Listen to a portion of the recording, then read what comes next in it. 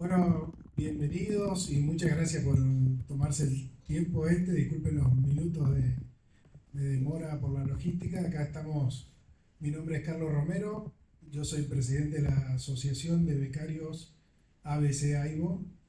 Es una comunidad de quienes participamos alguna vez en los seminarios que ofrece el gobierno de China a todos los países en distintas temáticas. Hay varios que se han unido a esta asociación y que lo que busca es seguir dando continuidad a partir de la experiencia vivida en China, lo que significó para nosotros, qué proyectos se pueden establecer en conjunto, qué posibilidades de desarrollo y de tomar o aprender de lo que vimos allá y que lo podemos aplicar en nuestra vida cotidiana.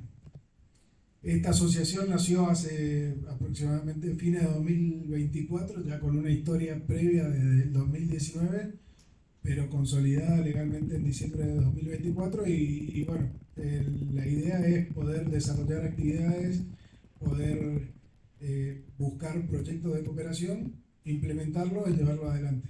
Así es que llegamos a este momento como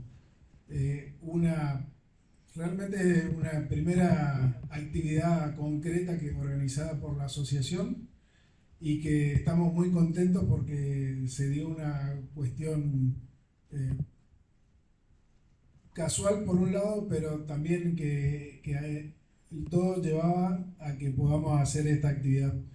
En eso quiero agradecer y presentarles a los protagonistas de esto, que son Pablo Copari, el Copa ya lo conocen muchos, Julieta Herrera de China Inédita y Lea Juan, que gentilmente también se ofrecieron a charlar, a dialogar de lo que es China, de lo que es la relación con Argentina especialmente, pero con los otros países, qué podemos aprender de voces jóvenes con experiencias que trascienden lo académico por su experiencia de vida en ese país, porque como visitan otros países y realidades que tienen que ver mucho con la amistad y el fortalecimiento de los lazos y cómo nos entendemos entre culturas tan diferentes. Ahora le voy a pedir a ellos, bueno, a ustedes les pido un aplauso para ellos, dándole el agradecimiento por venir. Y bueno, acá le voy a dar la palabra a Pablo, luego Julieta y por último Lea, que ella iniciará una introducción para luego continuar con la charla. Muchas gracias. Gracias, Capito. Bueno, gracias por venir. ¿Cómo están? ¿Bien? Bueno, esto va a ser colaborativo, o sea, si no charlamos, no va a haber charla prácticamente. Mi nombre es Pablo Copar y bueno, como decía Carlos, me conocen por el Copa. Si algunos no me siguen en redes, los invito. Hace ya 9 años que trabajo en la relación con China. Me considero productor audiovisual, no un especialista en China, que es muy diferente. Entonces por eso estas charlas a mí mucho no me representan, pero trato de dar desde el punto de vista de mi trabajo cotidiano cómo se va formando la idea de China, sobre todo en Occidente, que es en el cual por ahí se hace una lectura de China un poco diferente a lo que se sabe desde Asia. Más que nada soy de profesión licenciado en comunicación, estudié en la Universidad de Beijing una diplomatura sobre política y cultura china. En el año 2022 estuve viviendo en China 6 meses y viajé más de 9 veces a China para poder grabar documentales y trabajos en cooperación con algunos medios. La charla de mi parte hoy, para darle un poco de adelanto, va a ser esa, ¿no? Un poco cómo se construye la imagen de China desde Occidente.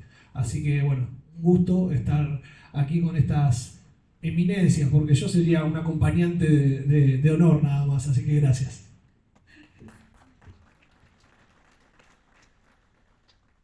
Bueno, gracias Carlos y gracias a todos por venir. Y bueno, después de esta humilde presentación tuya, Copa, ya no sé bien qué decir. Yo soy Julieta Herrera, viví 5 años en China, lo más reciente fueron 3 años, terminé una maestría en filosofía china Yo vengo del palo de la filosofía, ya originalmente en Argentina estudié filosofía, pero estudiar filosofía en Argentina es estudiar filosofía europea básicamente, así que me fui a China para afrontar ese desafío de conocer cómo piensan los chinos desde fuentes chinas en China. Y ahí surgió un poco el proyecto, también con una socia, Pilar de Borbón, de crear China Inédita, que también, si no nos siguen, están invitados, y donde yo hablo particularmente sobre filosofía china, pero también sobre diversos temas, porque repitiendo las palabras de un maestro mío que admiro mucho, la filosofía más que una disciplina es una forma de hablar, podemos hablar filosóficamente casi de cualquier tema, así que bueno, mi aporte de hoy va a ser más desde el punto de vista del pensamiento, de, digamos, qué podemos aprender de la forma de pensar china y a la vez como argentinos y latinoamericanos, en qué lugar estamos parados frente a esa oportunidad y ese desafío y bueno, espero que les sea fructífera la charla y le dejo la palabra a Lea. Gracias, muchas gracias. Ok, bueno, mi español medio entiendo, medio no entiendo, pero voy a probar, ok. De hecho, no sabía que hay una presentación primero, porque all my preparation is kinda in English, pero claro, me llamo Lea. So I don't know how many of you follow my account. I mean my Insta or TikTok, so you're here. Yeah, maybe you can raise your hand. Wow, still so many people. Muchas. Okay, so for me today is a very meaningful moment. Okay, still a small introduction about myself. Of course, I come from China, you know, the farthest country from Argentina. And several years ago, actually, I learned Spanish myself. So I speak English, Chinese, French, and then Spanish. Because at that time, I was wondering, Spanish is such a huge language, and it's not only spoken in Spain. There is still another mysterious continent for me. I haven't traveled to there. So how are the people like there? How's their culture? I want to discover all this by myself. So maybe, I don't know, 5 years ago, I had this idea in my mind. So I started to learn a little bit Spanish.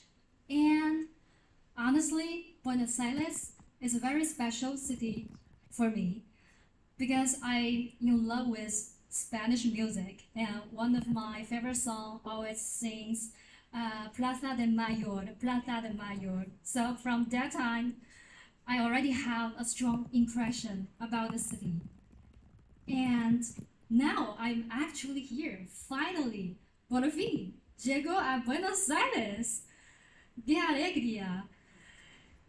Although I haven't traveled in visited many cities, many places in the city, but I'm excited to discover. So today I'm here due to passion for languages. Then my languages lead my passion for this world. So I want to share also my world to you. And I think, oh yeah, you can, there are my detailed information here, so you can already check. So I won't develop too much about my personal experience. Anyway, wow, a Chinese girl, the furthest country in this world. He's been to so many continents, and now finally, she's here in this Spanish-speaking continent. So it kind of feels like a small dream come true, you know? The world comes a full circle. Yeah, I will share more insights in my next presentation. So now I'll leave time to Carlos, the organizer. Thank you.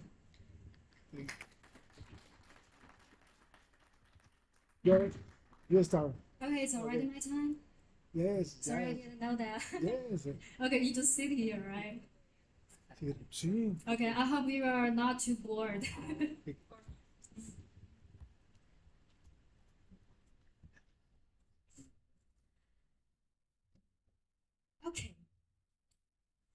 last year, something or many things unexpected happened to me.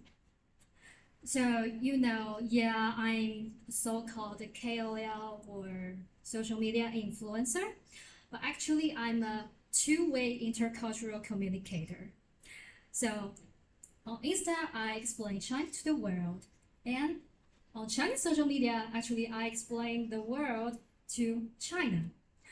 So what happened last year? Okay, on Chinese social media, I also share the outside world, Western cultures. So actually, I often got comments like this.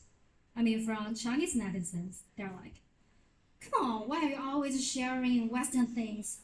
Now China is bigger, it's stronger. Why you always share their culture?" And they even say, "Are you paid by CIA?" And then another thing unexpected also happened to me. Then I shifted to international platform, which is TikTok and Instagram. Actually, at that time, I was, anxious. I was kind of scared. I was like, oh my God, I'm so attacked by, on Chinese social media, and I will be more fiercely attacked by the outside audience, by Western audience. So I was like, oh my God, what to do? But the result was very surprising because what I felt after is a huge warm welcome, and I accumulated 500,000 followers within just 5 months. That's still huge, right? Yeah, so why this shift? Why this contradictory? Okay, I want to pose this question at the beginning, but I want to leave the answers to yourself. Maybe you will have your personal versions for these questions after all this sharing. Okay, I'm Leah. Actually, I always describe myself as a Western seller. I mean, I'm born passionate about this world. I always want to sell out to see what's on the other side. So although I come from a very small city, a small town in China, but so far I've traveled across 5 continents and I learned many languages. Sorry, although my Spanish isn't the best because I speak mainly 3 languages in China. And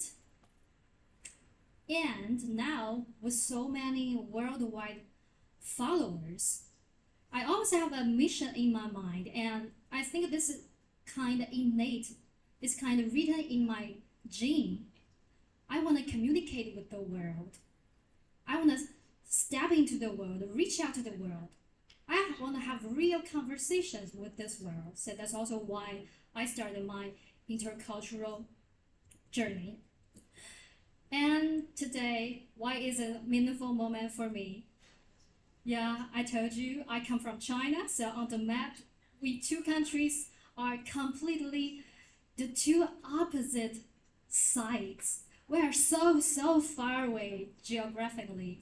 But in terms of football ranking, we're also so far away.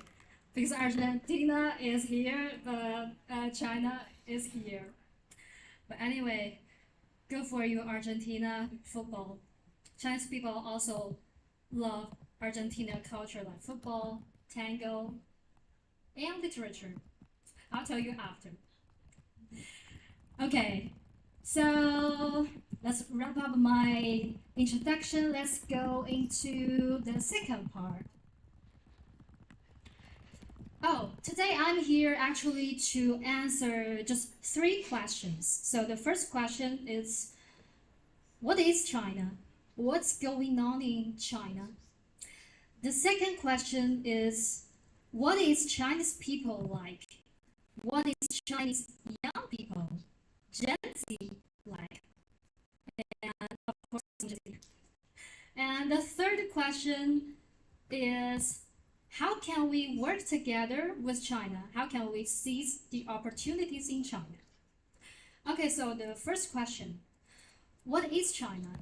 I will use two terms to resume this part. So the first part is hardcore power, hard power. So China, because during the past 30 or 40 years, the changes in China are really spectacular. So I know Latin American people actually don't know a lot about China. You feel it's so far so mysterious. You don't know what's going on. But now it's time to update the outdated image in your mind. What is China now? China now is a superpower comparable to the US in many key areas. So firstly, economically speaking, China's GDP is the world's second largest one. But according to IMF, if we look at PPP, China is actually the world's largest economy. And for the specific data, you can also check them online. And the second thing I want to share is the technology. So how many of you have heard of CES? So CES is Consumer Electronics Exhibition. So it's the most hardcore tech show in the whole world. It's like the World Cup in technological field. So how many of you have been to CES or have heard of it? Okay, great. 1 week ago, I was in the US and I also hosted a panel. It's about innovation night during CES. And during CES exhibition, I had a spectacular discovery. So take a guess, although it's an exhibition in the US, but 1 out of 4 exhibitors, I mean 1 out of 4 technological companies, they are from China. They are from China. It's insane. If you don't know enough about Chinese companies and if you are just a visitor in the exhibition, you won't find out that at all. Because Chinese companies, they're super low-key. They don't put made in China in front of their booth. But if you check their background, 1/4 of them are from China. So since last year, since I do a lot of content on social media, I hear more and more voices saying, wow, China's so cool now. China's cooler than I imagined. China suddenly becomes so cool. But is it really a sudden thing? So why China had so many innovations popping up so suddenly? Actually, the effort was very quiet. China's success or innovation success isn't overnight. And people nowadays still have that image about made in China. They all think China, oh, it's just a factory. Chinese people just copy, they don't innovate. But if you are present at CES, you will be shocked by the truth. Because many Chinese brands present there, they are not followers. They are even leaders in many fields, like the camera Insta360 and the new energy car BYD, etc. And also many photovoltaic products, solar panel products, and AI software, hardware. So many things. And the Unitree, they also produce, robotics that can do boxing, do fighting with each other. They're very cool, fancy stuff. So where does all this innovation come from? I will use a word, long-term planification. because these are just the results of our like 30 years preparation. Because China lost the first and second industrial revolution, but China succeeded in catching up with the third and the fourth industrial revolution, which is about information, internet, and now intelligence. And nowadays, even in Argentina, I think you are also surrounded by many Chinese brands, right? And it's not just in the technological field. Actually, this Chinese innovation also expand to even cultural or aesthetic fields. So, the biggest luxury company is called LVMH. So their biggest boss last year just visited two cultural brands from China, which is one of them is a jewel brand called 老铺黄金, which is about gold. Another, it's a bag. It's called Songmeng. So nowadays, Chinese innovation is not just in those hardcore fields.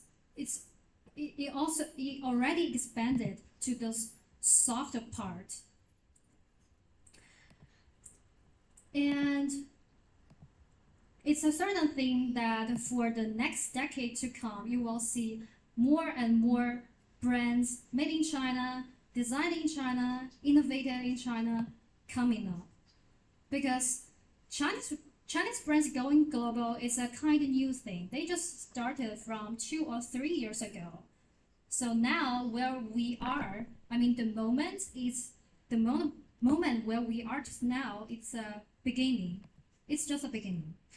And when I hosted the panel during CES, I also got the answer from those Chinese marketplace founders. I asked them, where does this innovation power coming from?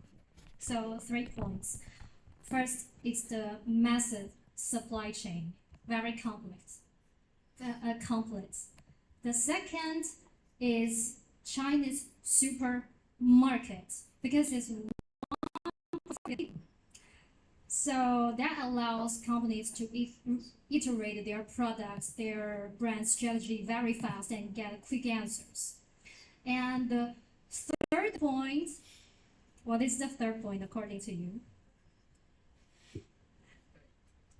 Sorry?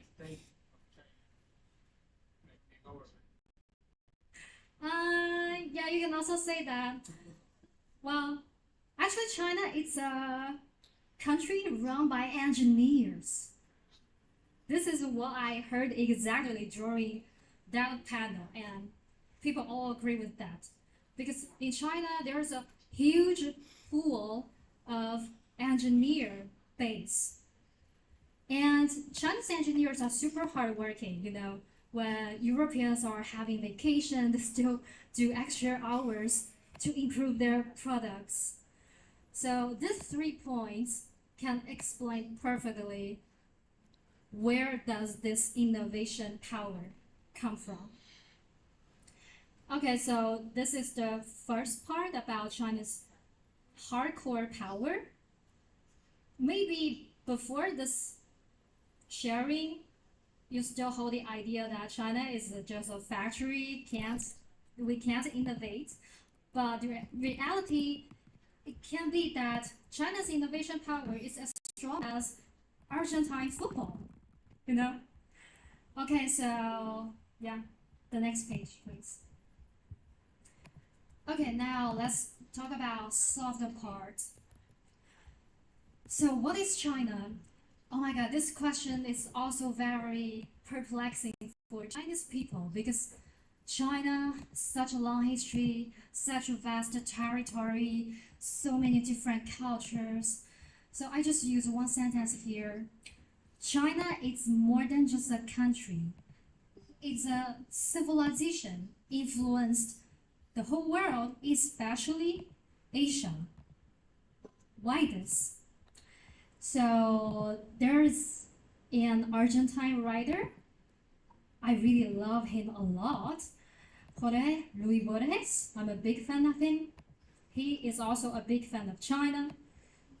So during an interview, he talked to the journalist. He said, in Japan, people feel China the way we feel Greece. Imagine this phrase. In Japan, people feel China the way we feel Greece. So this sentence demonstrates perfectly China's civilizational influence on Asia. So why I insist on using the word civilization? Try to imagine, what is civilization?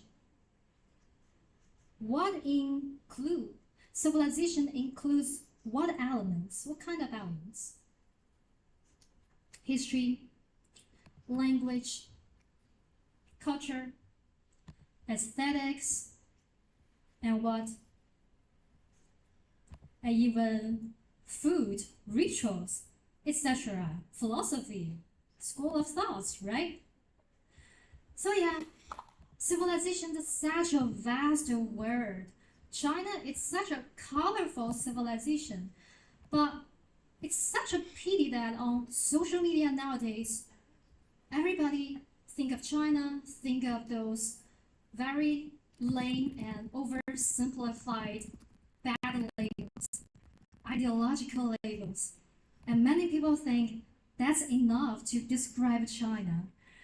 But come on, China is also a cradle of civilization in Asia. China has 5,000 years history. And China's territory is so vast. In every region, the culture is so different. So how can you just oversimplify China using those so-called labels, right? And okay, speaking of China, many of you have heard about Confucianism. But China has more philosophy than just Confucianism. We also have Taoism and Buddhism. So these three schools of thought actually deeply shaped Chinese people's mindset and our national character. And you can also feel their influence in other Asian countries, especially in Japan and Korea. So 1 week ago, I was in Korea, in their capital. I visited their museum. And guess what I discovered there? Because our cultures are so intertwined, because in the history they learned a lot from Chinese culture. So in their museum, almost like 90 or 80% of their historical records were written in Chinese. So can you understand? I was in the Korea museum, but I can understand perfectly their history just with our Chinese character. And the similarities, the presence of China's influence on Asia, on Japan, Korea, it's more than that. It's also on food, on clothing, in people's mindset, and in architectures. So there is a picture. So what is this picture? Well, if you've been to China, you're probably familiar with the first one. It looks like a forbidden city, right? Yeah, so the first picture is a Chinese style, original style. And the two photos above, they're from Japan and Korea. Very similar, right? Yeah, so this is a very vivid proof that how China has deeply shaped Asian societies. I also visit their folklore museum. So you can also feel the presence of Confucianism, because Confucianism is about morale. So it always teaches people to, behave well. You should do this, all these ethical things. And you can see that too in Korean museum. And I even feel like as Chinese, I feel Korean Confucianism is stronger than in our society. Yeah. And the social ambience is also similar in Japan. So, Japan people, they are kind reserved or timid, or, they very respect each other. This is also partly due to the influence of Confucianism. And okay, now let's zoom in to China. Actually, within China, the cultures are also very different. So in China, north, south, west, east, everywhere culture is different. So don't try to say that China is all the same, Chinese people is all the same. No, it's not. So in Beijing, which is our capital, of course, it's a political city. You can also feel the history there, because Beijing used to be the capital for several dynasties. And we go to the east. Shanghai is the most internationalized city. It's like Buenos Aires or New York. And we go down to the south. You've heard of Guangzhou, Shenzhen, etc. It's close to Hong Kong. So the culture there, it's more, Southeast Asian style, because they are very close geographically. And they are super business savvy. One of their biggest hobbies is to make money. Make money. Yeah, and people are also super practical. And to the west, there's a province called Sichuan, the famous city Chongqing. So how are Chongqing people like? Oh my god, I love them so much. I love the culture there so much. It's more chill, and it's super chill. It's as chill as a Western city. People always drink tea, chat with each other. They don't like to work extra hour. It's exactly the same like Western city, because this city is more influenced by Taoism. So Taoism is more about non-forcing. Yeah. So this is China. I explained it in very also simplified terms, but I think this can be a beginning for you to explore the colorful Chinese cultures. Okay, now let's switch to the next part about people. What are Chinese people like, and especially young generation like? I think to explain this, we still need to go to the roots of our culture. As I said, China is a society shaped mainly by 3 schools of thought. So Confucianism, Buddhism, Taoism. Of course, we are also influenced by those ideas. So Confucianism is more about order, discipline. You can also see this point in Korean people, in Japanese people. And Buddhism is more, I think you're familiar with Buddhism, right? Zen style, don't be obsessed with those desires. And Taoism is very chill life, in yin, yang, balance. Yeah, of course, Chinese people, they also carry those characteristics in their personality, but it also depends on the territory. Okay, to explain it quickly, I would use 2 terms to describe a classical Chinese person. The first one is practical. Practical and low-key. Chinese people don't like to demonstrate things.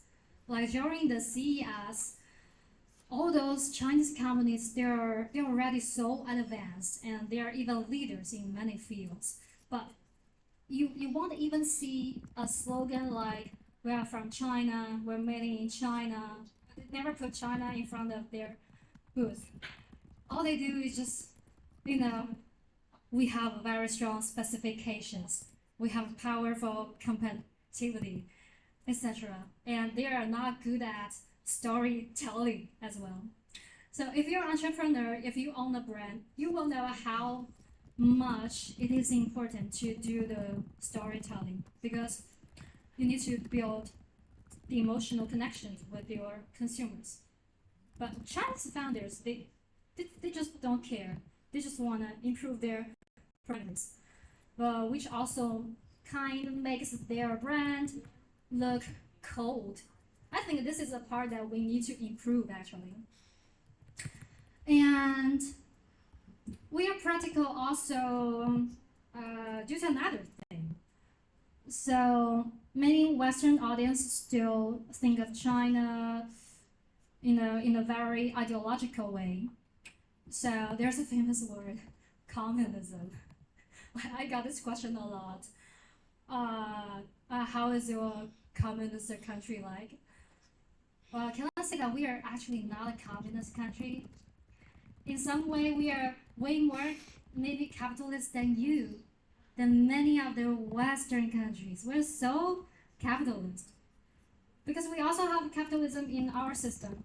So yeah, people's mindset are also practical. They don't shout ideological slogans all day long. All they care about is also money, just like you. They care about money. They want to make money, just like Cantonese people do.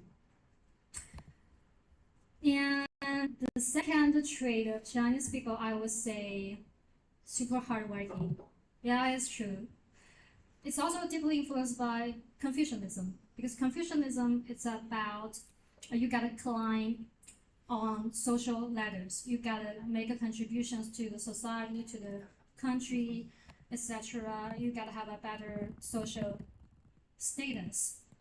And you can also see this point in Chinese founders, especially technological founders. Especially compared with European founders, I think the energy of Chinese founders, or let's say engineers, they are incredible. So if you go to Shenzhen, it's the Silicon Valley in China. So every day, or let's say every night, their lights are all on. As soon as there's a problem, their team will be there to iterate that part, to improve that part. In China, there are millions of people like this. So we can also say that Chinese people, they are maybe workaholic by comparison. And it's also true for ordinary people. I think that's because we are a very competitive society. Yeah, and our population is so huge. Yeah, so in some way we are also kind of forced. But anyway, practical and super hardworking, I think these are the most obvious traits that you can see in a Chinese person. But don't imagine we are robots. Actually, we also know how to chill, how to relax, how to play fun. So in Argentina, you go to bar. In Argentina, you go to bar. In China, we also have our pasatiempo, like mahjong and karaoke and tea. So you drink yerba mate, we drink our Chinese tea. Yeah, Chinese people, they also know how to enjoy life. It's just that if it's in a big city like Shenzhen or Shanghai, Beijing, people are kind of forced to work. But if you go to smaller cities like Chengdu or the southern city like Yunnan, oh my god, people are super relaxed. They are very Zen style. And okay, then how are Chinese young people like? This question is related to me. How am I like? Chinese young people, I would say we are, well, I don't want to make myself too ostentatious, but I do think Chinese people, is the most confident generation in China ever. We are the most confident and the most internationalized generation. Why? I think we are also kind of blessed by this era. Because we are born, okay, so for this term, Gen Z, it means people born after 1997. Yeah, I'm born after that. So we're kind of blessed by this era because during this era, we live in a very prosperous and strong country. And we enjoy much better life conditions and education conditions than our parents' generation. So we can speak different languages, we can communicate with the world. We also have the chance to travel around the world, which can't be realized before. And this also goes back to my initial point. Like, why when I shared Western things on the internet, Chinese people, they're so indifferent. Especially Chinese young people, they'll be like, come on, China is the bigger one, the stronger one. The shift is very spectacular. Like 10 years ago, Chinese young people, or let's remove the young, Chinese people overall, we admired the West. We looked up to the West so much. And at that time, actually, nobody dared to doubt the superiority of the West, But things really evolved a lot during these 10 past years due to China's fast rising good infrastructure, powerful technology, and economy. So people's mindset has hugely changed. Even for those Chinese young people who have traveled abroad, who have studied abroad, they also think China is the better one. But I'm not here saying this to flaunt, to boast something. I just want to share what I felt in China. Because in China, as a so-called KOL, I interacted a lot with people, especially with Chinese young people. So I know clearly how their mind evolved over time. And okay, so for young generation, there is also a specific group, Chinese young generation's founders. And their style is also very different from their parents' generation. In China, we often say 关系. So what is 关系? It's like relationships, networks, etc. But in China, this ambience is stronger because we are overall a collectivist society. So for the previous generation, when they do business, their default mindset is to ask for someone for help, ask for their favor, so that can facilitate my procedures, my business, etc. So that's the style of previous Chinese founder style. But now, Chinese young founders, I would say there are more and more like Western counterparts, like Western people. They also become more individual. They don't talk about 关系. So in China, when you do business, it's a kind of necessity to drink a lot, on the table to gain the deal para ganar el dinero. So, but this changes a lot in young generations. They just refuse all the things. They think it's not important. When I do entrepreneurship, when I do a product, the most important thing is the quality of product, the quality of our service. So we don't care all those fancy stuff, those facade. So even though like it's not like a century apart, it's like 20 years apart. Chinese young people are so different from the previous generation.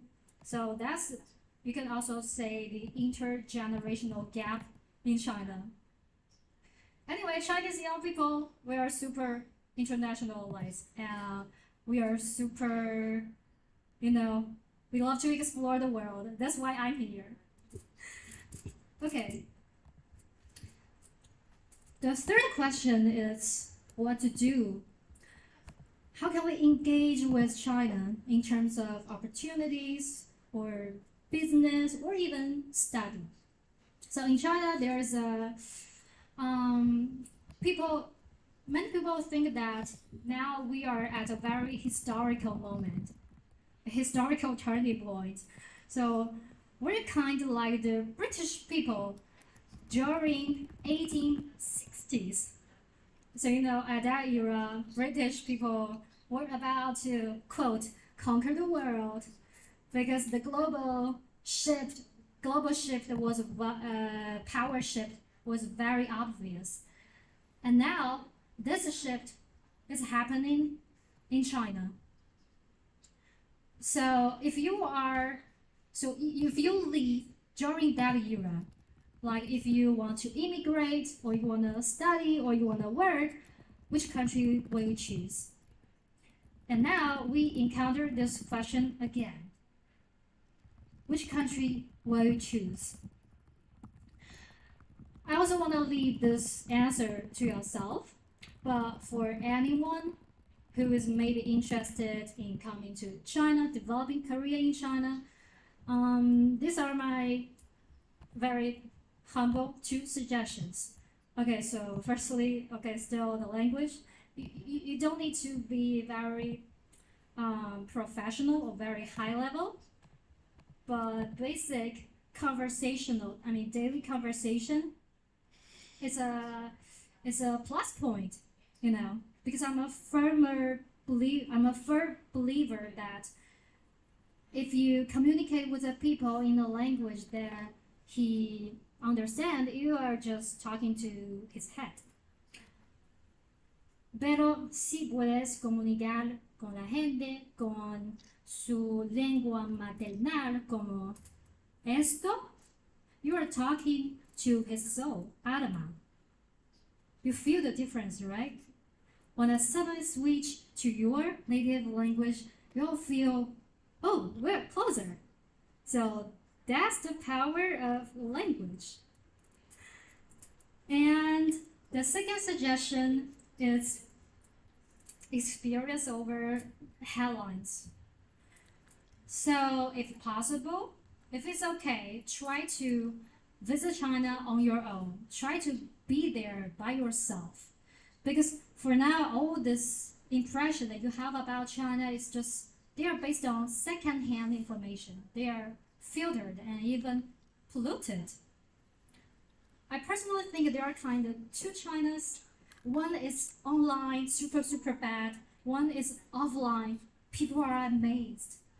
It's true that all my foreign friends, when they come to China, the first thing and the thing that they talked the most to me is that, oh my God, I didn't expect China is like this. All of them were amazed when they came to China. And I think this can explain a lot of things. Oh, sorry, this is a very small time. So I'm always working between 2 cultures, 2 worlds. All my career is about intercultural stuff. So this May, I will organize a Chinese innovation and aesthetic journey in China, in maybe 4 cities. Beijing, our capital; Xi'an, our very Asian city; Shanghai, our most modern, internationalized; and Hangzhou. Hangzhou is a combination of tradition and modernity. We'll also visit some very emblematic aesthetic brands there.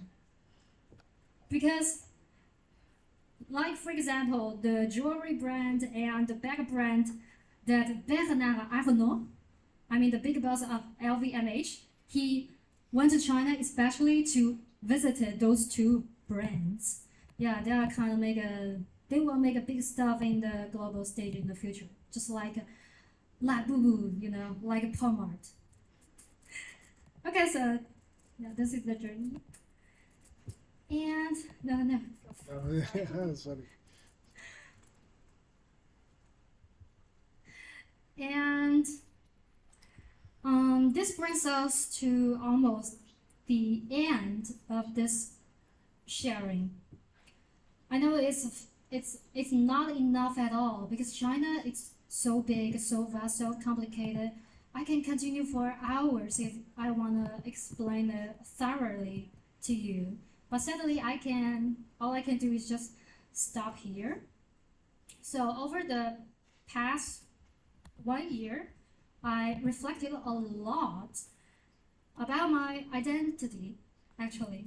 Like, yeah, I am from China, but I'm so deeply shaped by colorful cultures from the outside world. So, who am I? Where do I belong? And where should I go to? And what is my most important identity? And at the end of this year, I think I got the answer. I would use just one word to describe myself. Human. I'm a human. Because as a human, what we share in common far outweigh our differences. But that's also the tragedy of this era, this information era. We are in a very explosive information era. So many abundant information, but we like to put labels. But it seems like those labels don't help us to understand each other at all. They are created just to divide people. We just close our heart. We put each other more far away. Because that's the nature of the algorithm, you know. The bad news always travel faster, etc. So I always find it very pity. But of course, those bad labels are not just for China, it's for every country. People can also have bad image on France, on the US, Argentina, on Korea, etc. So what I want to say is that if we understand a country just according to the labels, then all the people, they will become so detestable. So detestable, because a label carries all the stereotypes, bad images. But according to my experiences, I traveled to 5 continents so far. I always want to communicate with people. My discovery is that no matter in which country, when you start to really build connection with people, communicate with people, you'll finally find out how adorable they actually are. So speaking of Americans, some people are like, oh, they are loud, super loud. But when I was in CES in America, I love their energy, so radiant, you know, especially their founders. And when they put their smile, their energy on their face, you are just so attractive. And for French people, okay, Chinese people will be like, oh, French people, they're lazy. But come on, I love French people because I love their artistic spirit, and they're so emotional. Their sensibility is so great. So you see, if we understand a country where people according to label, all we can do is just to hate them. But the real changes will happen when you establish real connections with them. And me personally, I feel like I'm kind of a person between East and West. Like, I identical. No, it should be like identity crisis. So I'm always in between. So who am I? Where do I belong? And I got a conclusion that actually the biggest enemy between humanity is always arrogance, because arrogance leads to ignorance. Ignorance leads to hatred. I don't want to be that person. I don't want to be that person. I do want to make this world a better place. So that's why I share all these insights on social media. And personally, I kind of feel I'm kind of like Latin America, kind of like Argentina. We are also questioning, who am I? Where do I belong? But I think this so-called disadvantage can also be our advantage, because this allows us to have the ability to see how two sides work, how different cultures, civilization work. That makes us more empathetic. So we can turn this into a power, and that power can really change the world. And quisiera también compartir con ustedes esta frase de Jorge Luis Borges, mi escritor argentino favorito. Cualquier destino, para largo y complicado que sea, consta en realidad de un solo momento. El momento en que el hombre sabe para siempre quién es. So, I hope all of you can also find this camino, the destino, for yourself, because I already find mine. My destiny, the fate of mine, the destiny of mine is living between different cultures and make different cultures understand each other. That's why I'm born. And I hope we can also find this camino of destiny. Thank you.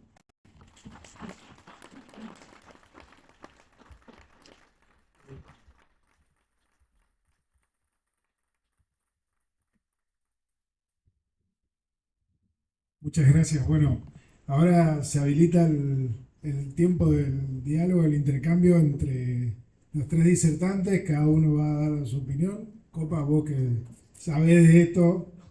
Perdón. Bueno, bien. ¿Tenemos el otro micrófono también? No, está bien, acá está bien.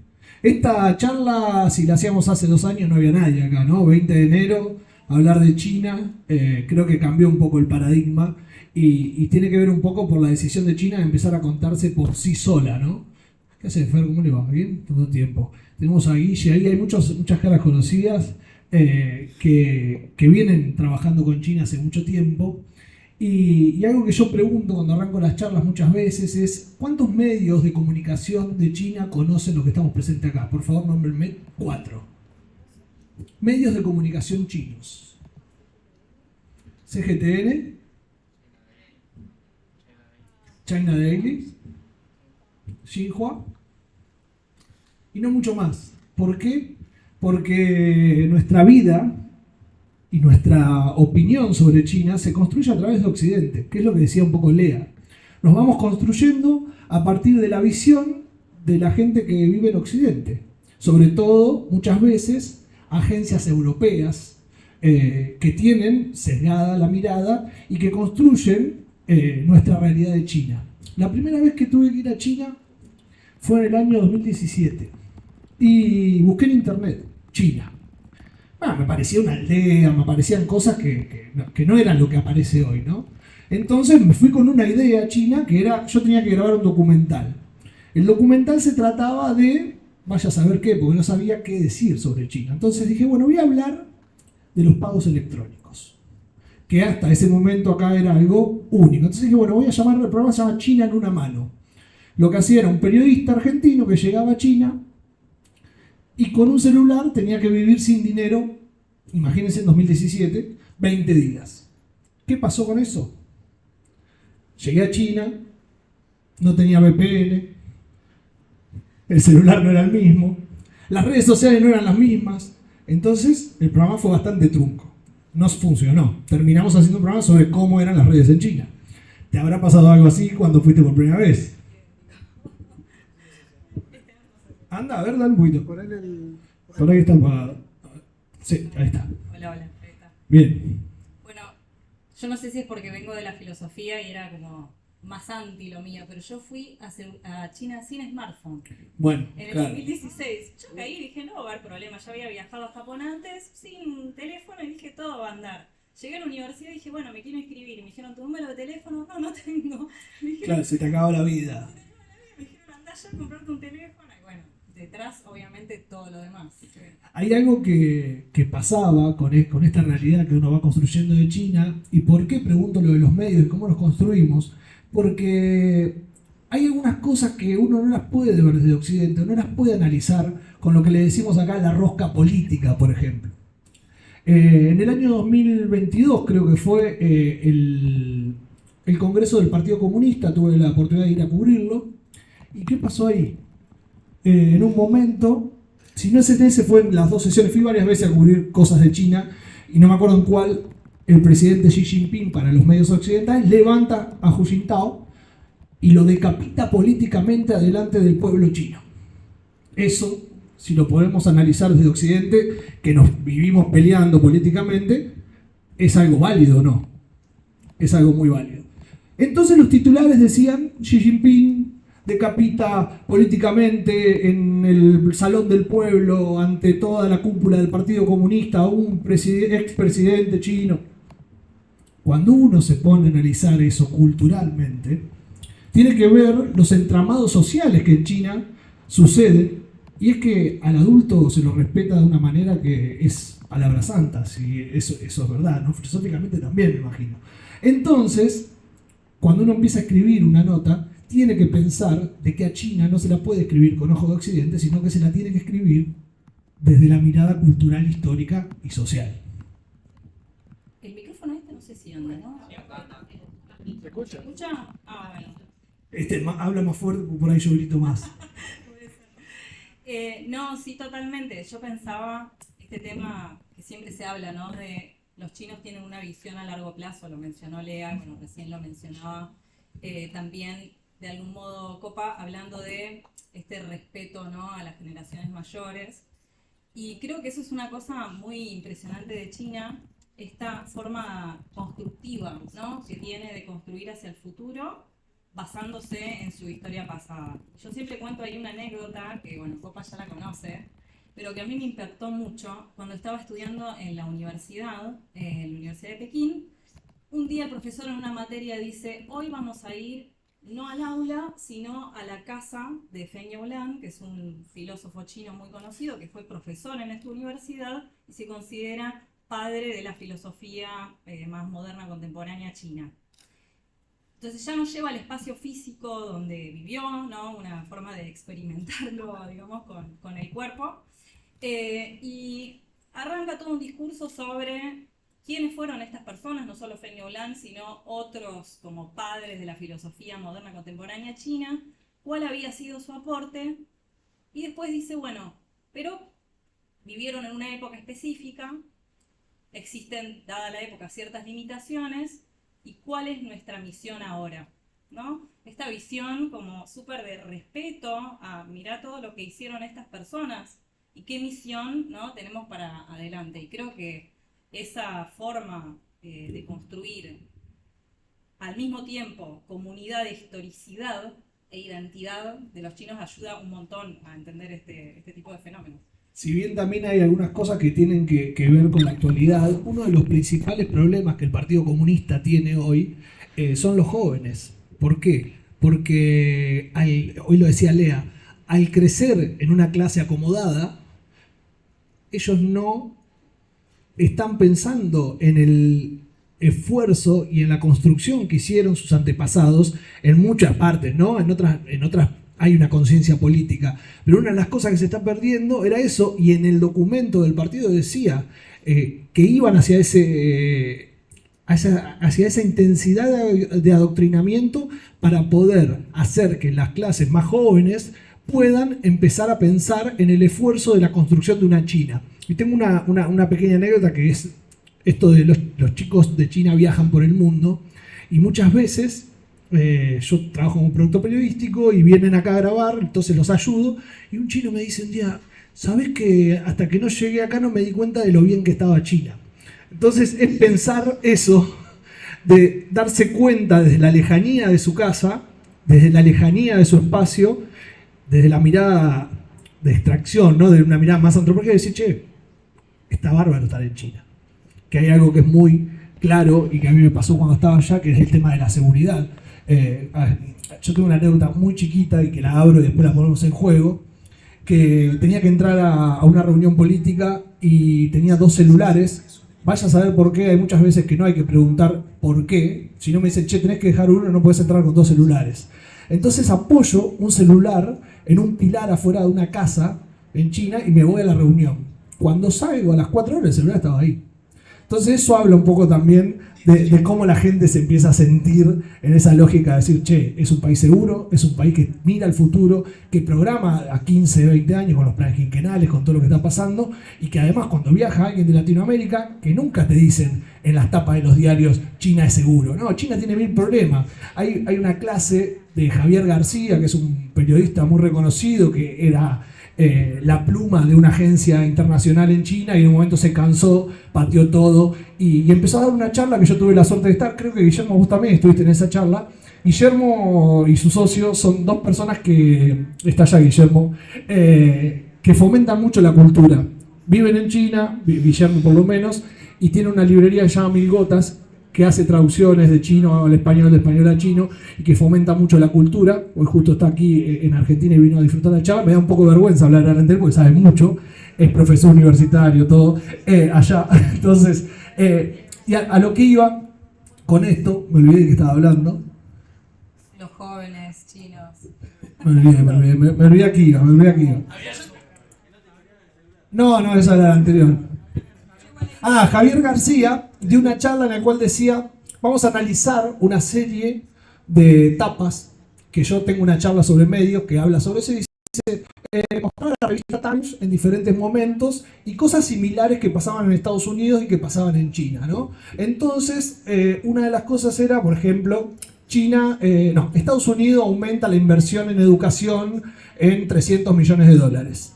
El futuro de nuestros jóvenes está garantizado. ¿Viste? Era la revista.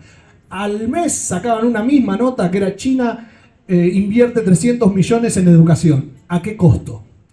Y todas las notas ponían en cuestión la relevancia de la acción de China para poder generar conocimiento, para poder generar futuro, ya sea investigación espacial y todo, que después estaremos contando sobre eso también. Vuelvo al tema de los jóvenes. Vuelva. Porque ahí le quería también preguntar un poco a Lea su opinión. También me quedé pensando que si bien existe esta tendencia, ¿no? Esto que hablabas vos de por ahí, bueno, ella también mencionó cierta tendencia por ahí más al individualismo, o por ahí como nacieron en una época próspera, ¿no? Como ya no están tan preocupados por la siguiente generación. Y yo igual también me preguntaba, Lea mencionaba, ¿no? China es muy diversa y muy amplia, que si no es un fenómeno también muy de las grandes ciudades chinas, ¿no? Porque uno va al interior de China y la verdad es que yo creo que sigue persistiendo mucho ese sentimiento generacional, la importancia del guanxi que mencionaba Lea, ¿no? De como ese network de vínculos expansivos, a mí me gusta llamarlo, ¿no? Primero la familia, que es casi como si fuera yo mismo, después mis amigos, que es casi como si fuera mi familia, mis conocidos, que es como si fueran mis amigos, y así es como, ¿no? Esa visión de la persona como expandiéndose comunitariamente. Y también lo veo mucho con la comunidad china en Argentina. Es muy cerrado eso también. Sí, tienen esa lógica, entonces también, ¿no? Esa diversidad de China, ¿no? Si no pensás, Lea, que también es un fenómeno esto de el hustle, ¿no? Esto que se llama de estar como a 1000 en las grandes ciudades, una tendencia más a la vida individualista, a pensar más como en uno mismo, sino es un fenómeno también más de la gran ciudad, ¿no?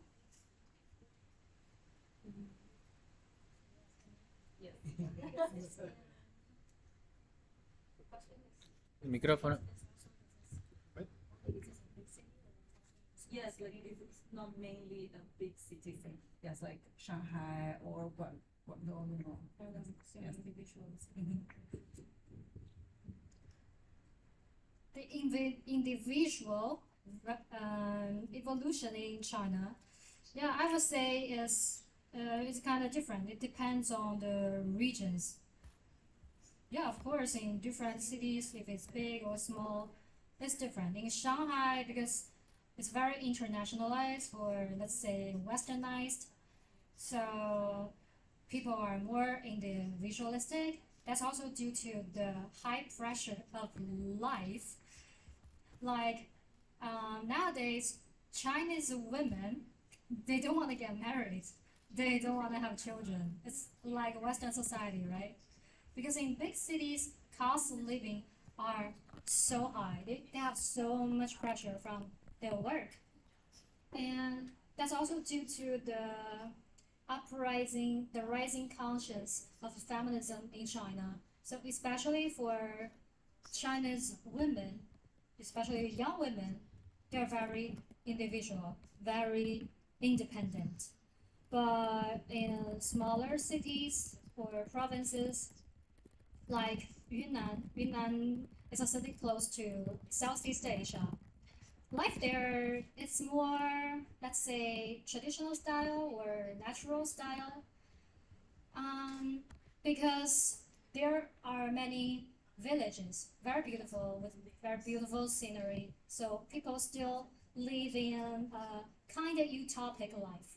I want to share my experience. I was totally amazed by one village in Yunnan province. The village, it's non-commercialized yet, so you can feel like we've traveled across the time.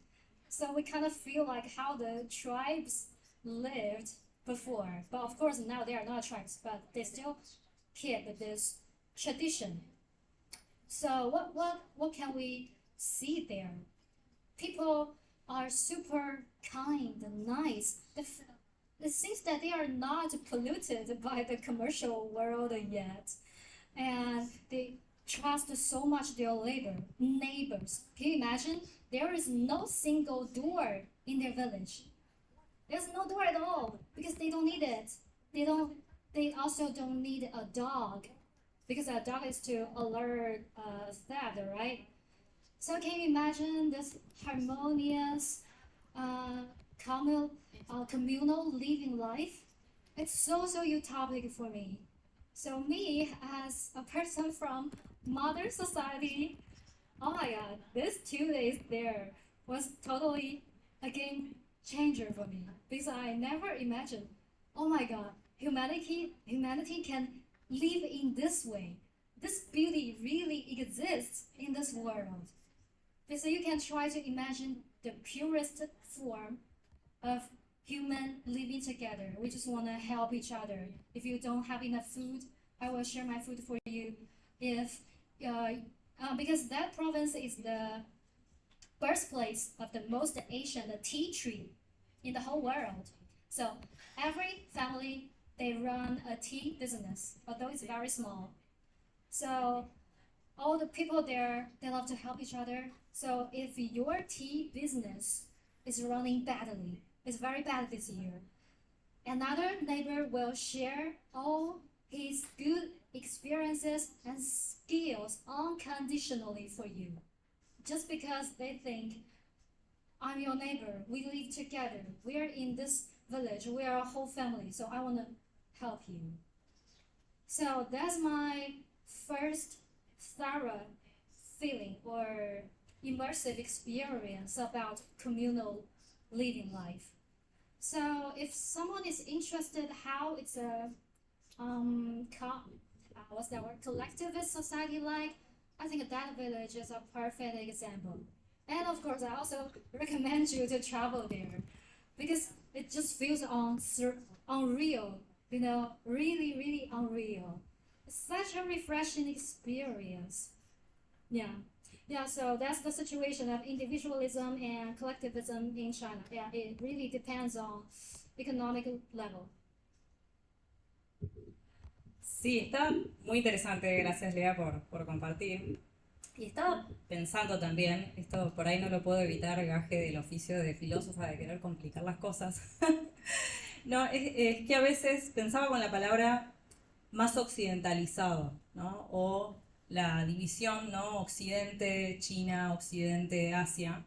Y me parece importante reflexionar sobre esto, ahora vuelvo un poco a lo que mencionó Lea, porque nosotros estamos en Argentina, Latinoamérica, y siempre es como esta pregunta de, bueno, como qué somos y bueno.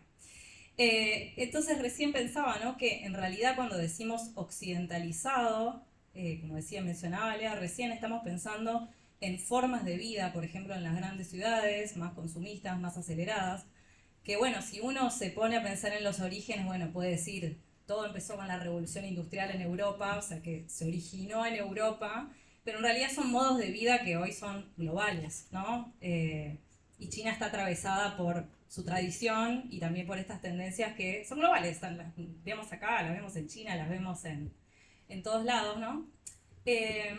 Y un poco esta cuestión de cuando pensamos en China, por ahí más en la parte de tradición, ¿no? En estos valores, por ahí más, ya mencionaba, ¿no? Colectivistas, o a mí me gusta llamarlos relacionales, ¿no? El confucianismo piensa a la persona no como un individuo, sino como una trama de vínculos, ¿no? ¿Quién soy yo? Soy la madre de, la hija de, la hermana de, la amiga de, y mi historia de cómo esos vínculos evolucionan, ¿no?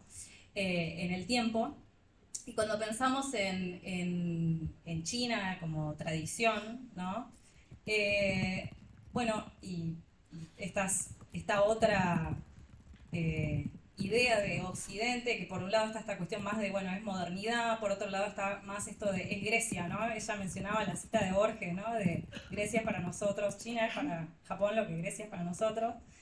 Y en realidad, y acá me gustaría volver a Borges, me fui un poco de tema, fui como hilando por ahí. Hay algo maravilloso también retomando Borges, que es que él se consideraba más bien heredero de la cultura universal, ¿no?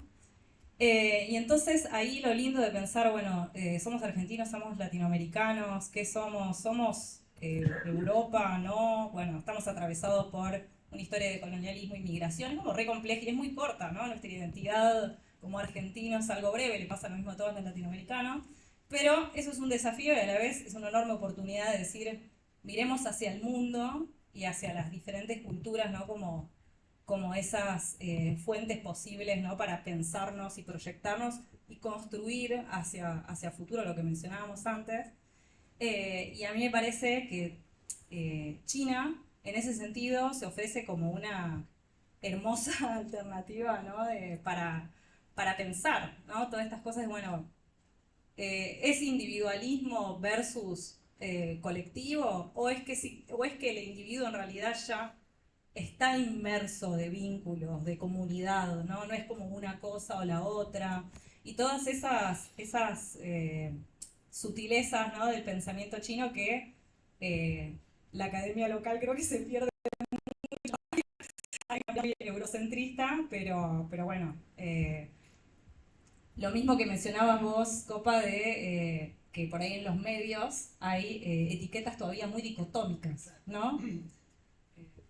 Hay algo que por ahí no pasó hoy en esto que veníamos hablando, le hablaba del comunismo, ¿no?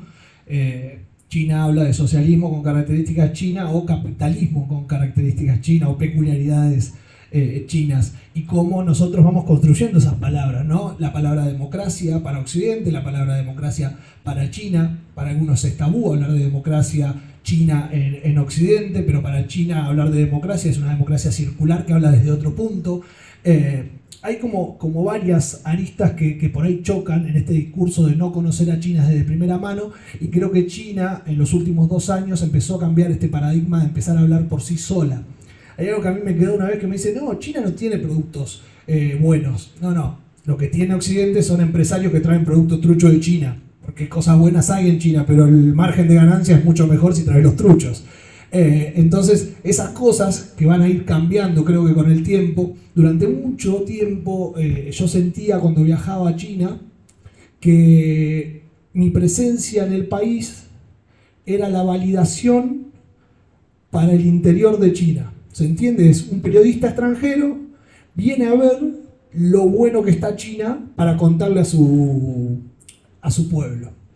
Cierta razón tenía, pero cierta razón no. ¿Por qué? Porque hoy ya China le abre las puertas a Speed, que es un influencer enorme, empezó a invitar a influencers masivos, perdió ese miedo a mostrarse tal cual era. Entonces ese miedo que se rompe abre a esta nueva China, que creo que son los próximos 15 años que se vienen, en el cual China se va a empezar a contar por sí sola y va a dejar de... Antes China lo que hacía era, me atacan y puedo responder un poquito, ¿viste? Ahora China sale y ataca directamente y dice, che, no, esto no es así, esto es así, es así. Te lo muestra y te pone, mira, conmigo no juegues porque está esto acá y tengo esta prueba de acá. Antes eso no pasaba. Entonces creo que desde el periodismo, desde la comunicación, ese paradigma fue cambiando y no sé cómo lo verán desde la academia, porque también creo que tiene un poco de esa mirada. Uy, se me ocurren un montón de cosas. Estoy re Borges hoy, pero no sé si conocen la enciclopedia china de Borges, ¿la escucharon mencionar? Hay un ensayo de Borges que se volvió famoso porque aparece en la introducción de un filósofo francés, un libro que se llama La palabras y las cosas, donde dice, bueno, Borges menciona una enciclopedia china donde se clasifican los animales. Y los animales clasificados, no me acuerdo, pero más o menos, para que se den una idea, la clasificación de animales es pertenecientes al emperador, amaestrados, embalsamados, sirenas, no sé, que se agitan locamente, bueno, así. Unas categorías como delirantes, ¿no? Uno dice, ¿qué es esto, no? Y ahí, hablando de categorías, esto de, bueno, es comunismo, es capitalismo, es democracia, no es democracia, ¿no? Creo que Borges capta algo genial, que es muchas veces las categorías que son tan ajenas de una cultura tan lejana, de una lengua que no conocemos, parecen sin sentido. Ahora, volviendo a la academia, creo que en realidad pasa algo peor. Ojalá fuera así, que parece que no las entendemos. Lo que sucede, por ejemplo, en el campo de la filosofía y en los medios también, es que tratamos de traducir esas categorías que se ven inentendibles a algo que sea familiar, a algo que entendamos. Entonces decimos, bueno, ¿qué categorías conocemos? Bueno, esta dicotomía, ¿no? Por ejemplo, no sé, capitalismo versus comunismo. Y traducimos esas categorías a nuestras categorías familiares. Entonces surge algo también que nos cierra mucho. Y la gran como solución, creo, o forma de salir de eso, la mencionó también Lea, es primero el idioma. Porque el idioma es la puerta de la experiencia. La puerta de la experiencia para hablar con una persona de China, para leer una nota de China, para leer un libro de China, para conocer China en sus propias palabras, ¿no? Cómo China se relata a sí misma. Y de a poco es un proceso, esto es como, no sé si quizás la mayoría de algún idioma extranjero estudió, inglés, no sé, a lo largo de su vida. Y uno cuando empieza a estudiar un idioma extranjero primero traduce, ¿no? Dice, bueno, esta palabra en castellano es tal, esta palabra en castellano es tal. Y a medida que va avanzando en el aprendizaje del idioma ya no traduce tanto. Y es como que lo pensás más en ese mismo idioma. Y te vas dando cuenta de que hay palabras que no se traducen muy bien al español. No, en realidad esto no es exactamente esto en español. Tiene como una vuelta de tuerca. Y eso es porque uno, a medida que va conociendo el idioma, va conociendo la cultura, ¿no? Y es este hermoso proceso de conocer China consiste en eso, ¿no? Y ahí uno va viendo cómo China se categoriza a sí misma. Y bueno, para mí gran parte del aprendizaje, de aprender sobre el pensamiento chino, ha sido eso, descubrir nuevas categorías, ¿sí? Y la primera visita que hice a China estuve en Beijing, ¿no? Una ciudad súper... bueno, el eje político, como decía Lea, pero también que tiene como algo, bueno, nada, hay McDonald's, hay cosas de Occidente. Después de eso me fui a Guizhou y conocí la aldea Miao. Y si saben ustedes, China tiene 56, si no me equivoco, etnias. la mayoritaria de la Han, y después hay muchas etnias más que van construyendo su propia cultura. Y esto a modo de anécdota, algo que me llamaba mucho la atención, que cada aldea que entrabas había como las fotos de todos los que vivían en la aldea. Era como el control poblacional. Y conocí una aldea particular en la cual me casé, de mentira, pero me casé, en la cual había algo que... sí, fue como Las Vegas, pero en una etnia de Miao, en China. Tenían algo que era la única etnia que podían usar armas. Ellos eran cazadores, entonces el Estado le permitía eso. Pero esa misma etnia tenía, que rompe totalmente con lo que decía Lea, tenía un sistema de comercio electrónico para sus artesanías, porque son plateros.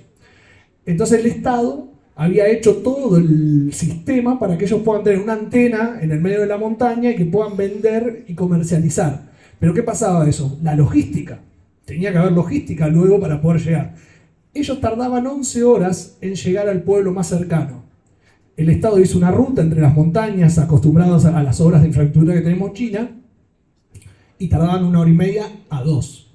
Entonces, a veces, uno, en esta diversidad cultural, siempre en China, por más no importa cuál sea la ciudad o cuál sea el lugar, el Estado, yo lo siento en cada vez que voy, el Estado está presente para mejorar la vida de los ciudadanos. Un Estado benefactor, un Estado que planea a tantos años, un Estado que piensa la estructura de una sociedad que crezca equitativamente, que eso no es muy común en Occidente. Pero China creo que llegó a donde llegó, y con esto termino, porque el Estado durante muchísimos años, en los últimos años, fue pensando en cómo romper las estructuras sociales por ahí para poder hacer una capa más fuerte a nivel que no haya pobreza, como salir de la pobreza y con la planificación, y por otro lado, que todos puedan estudiar, que todos puedan tener un acceso a la universidad. En cierta forma, antes por ahí no era tan fácil que un hijo de un campesino termine siendo ingeniero. Y hoy se puede empezar a ver eso desde otro lado y hace a China también un poco más próspero para mucha gente que vive ahí. Así que nada, yo con eso termino y te dejo a vos para que sigas. No, recién pensaba, medio personal anecdótico, pero esto de la educación que mencionabas, ¿no? Que mucha gente me pregunta cómo es el tema educativo en China, ¿es privado, es público, ¿no? Y también, bueno, otra vez como muy dicotómica la pregunta, ¿no? Y en realidad, por ejemplo, mi mejor amiga en la maestría, una chica que eran 3 hermanas, era, digamos, la menor de 3 hermanas, de madre que se había quedado viuda muy joven, la madre tenía un trabajo muy modesto, y las 3 habían ido a universidades de excelencia, las 2 hermanas no me acuerdo que eran ingenieras, no me acuerdo qué, y bueno, ella estaba estudiando filosofía. Y claro, y uno decía, bueno, la universidad no es 100% gratuita en China, ¿no? ¿Cómo es eso? Y ella me decía, bueno, hay cosas, por ejemplo, que son importantes recalcar, que las universidades en China tienen un campus universitario, que tienen dormitorios, que son extremadamente económicos. Entonces, ella venía de una provincia en el sur, lejísimos, pero tenía la posibilidad de instalarse sin necesidad de pagar ni un alquiler ni una pensión, vivir súper, digamos, económicamente. La comida dentro de la universidad es muy económica, y la cuota es suficientemente baja como para o poder pagarlo, poder pedir un préstamo y después devolverlo fácilmente. Y hay muchos aspectos de China que son así, que uno dice, por ahí, no sé, los sueldos parecen bajos, y de repente uno dice, pero en realidad la vivienda está garantizada, ¿no? Hay como tantas aristas a la hora de entender estos aspectos sociales, políticos de China, que bueno, también ese desafío lindo de conocer China más desde cerca. Sobre ese rol por ahí que mencionaba Copa, que tiene el Estado, o cómo, a pesar de que por ahí no lo nota tanto la juventud china, pero después se van de China y dicen, qué bien que estamos. No sé si querías, Lea, agregar algo al respecto.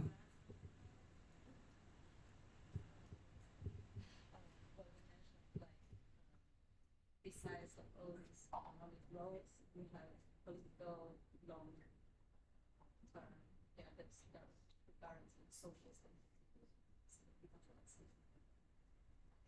Yeah, speaking of long-term, let's say, planification, oh my God, that's China's strength. Well, you can see this point not only in from a national level. You can also see this from an individual level. So from the national level, why Chinese technology develops so fast? I think it's mainly due to our long-term planification. Because every 5 years, Chinese government will launch out a project. It's called a 5-year plan. And now, I don't remember how many times is this one. It's maybe 13, 14, something like that. So China always fix a long-term goal, and during this 5 year, so this whole country just put their energy, their force together to reach that goal. And Chinese people, we're also so hardworking. So when we work, for one thing, we work for ourselves, for sure. But for another thing, we also feel like we are kind of contributing to the prosperity of our country together. So I think there's also kind of a communal spirit in Chinese people. So top from the government level down to the individual level, when China sets a goal, we will be all in for that. And the long-term trait, you can also see it in ordinary Chinese people.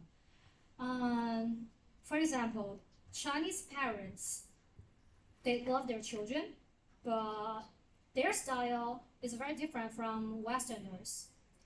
So Chinese parents always prepare a lot for their children, and they even sacrifice a lot for their children. Like they can even, in order to let their kids go to the best university or high school, they will plan their real estate purchasing from the beginning. Because if you are in a very good, because your house, if it's in a very good zone and near university, so your children will be more likely be accepted, be admitted by the university or let's say high school, middle school. And Chinese people also like to save money, That's one of our biggest, well, it's not hobby, well, our habits. Yeah, we always save money. So recently there's a very popular buzzword online. It's called killing line. But it's mainly in the US society. So the killing line is if you, like, due to an accident, before you live a very prosperous life, but due to the accident, like you got fired by your company, or this month you can't get enough wage, then you one day you'll end up, strolling on the streets, you sleeping on the streets. That's the killing line. But this situation can never happen in China because every Chinese has this habit to save money since very little. Every child, including me, we have this habit to save money and not to spend too much. You should live according to your, wages, etc. All this is just to prevent any risk from the future. I think that's also due to our, agricultural civilization. Why this? Because agricultural civilization depends heavily on your schedule. So now we're on spring, you get to put a seed in the earth so that in autumn they will grow cereals. You will have food. And you should do this according to calendar, according to weather. You can't make a mistake. You need to prepare or plan everything in advance so that at the end of the year you can have a good harvest. So I can feel like it's written in our gene. Always have a long-term vision, long-term project, a long-term goal, and fight for that. So that's Chinese people.